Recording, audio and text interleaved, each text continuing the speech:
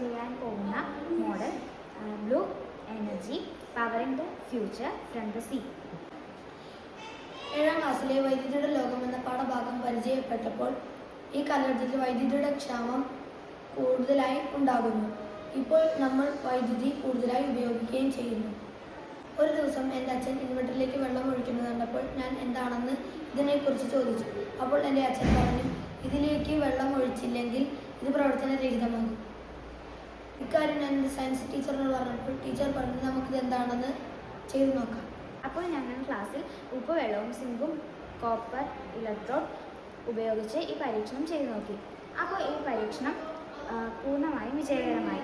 ശേഷം എന്തുകൊണ്ട് ഉപ്പുവെള്ളം മാറ്റി ഇത് കടൽ വെള്ളം കൊണ്ട് ചെയ്തു നോക്കിക്കൂടാ എന്ന് ഞാൻ ടീച്ചറോട് ചോദിച്ചു. അപ്പോൾ ടീച്ചർ ഇത് ചെയ്തു നോക്കാം എന്ന് പറഞ്ഞു. ഞങ്ങൾ കടൽ വെള്ളവും സിങ്ക് കോപ്പർ അപ്പോൾ എന്തുകൊണ്ട് ഉപ്പുവെള്ളം ഒഴിവാക്കി കടൽ വെള്ളം കൊണ്ട് ഇത് ചെയ്തു നോക്കിക്കൂടാ എന്ന് ഞാൻ ടീച്ചറോട് ചോദിച്ചു. അപ്പോൾ ടീച്ചർ പറഞ്ഞു, നമുക്കിത് ചെയ്തു നോക്കാമെന്ന്. അങ്ങനെ ഞങ്ങൾ കടൽ വെള്ളം ശേഖരിച്ച് ഈ പ്രവർത്തനം സിങ്ക് കോപ്പർ ഇലക്ട്രോഡ് ഉപയോഗിച്ച് ചെയ്തു. അത് പൂർണ്ണമായും വിജയകരമായി. ഇവിടെ ഞങ്ങൾ 3 പാത്രങ്ങളിലായി കടൽ വെള്ളം എടുത്തിരിക്കുന്നു. ഇവിടെ സിങ്കും കോപ്പറും ഉപയോഗിച്ചിരിക്കുന്നു.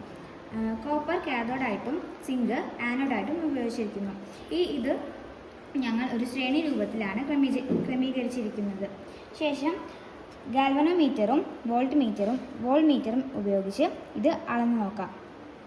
ആദ്യം ഗാൽവനോമീറ്റർ ഉപയോഗിച്ച് കറണ്ടിൻ്റെ സാന്നിധ്യം അളക്കാം.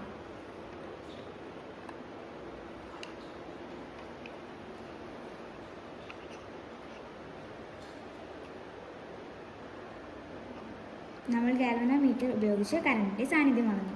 ഇനി വോൾട്ട് മീറ്റർ ഉപയോഗിച്ച് നമുക്ക് കറണ്ടിൻ്റെ വോൾട്ടേജ് അളക്കാം.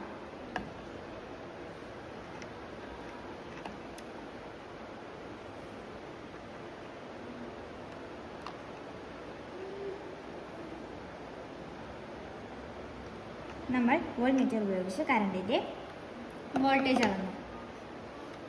ഇതിൻ്റെ ഗുണങ്ങൾ: ഭൂമിയിൽ 2/3 ഭാഗവും കടലായതിനാൽ ഇത് കാലാകാലം ഉപയോഗിക്കാം. മലിനീകരണം കുറവാണ്.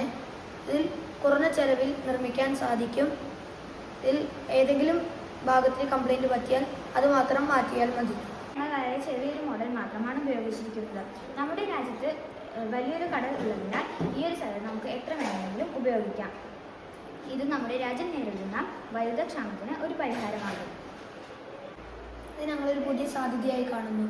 ഈ ആശയം ഞങ്ങൾ ജനങ്ങളിലേക്ക് സമർപ്പിക്കുന്നു.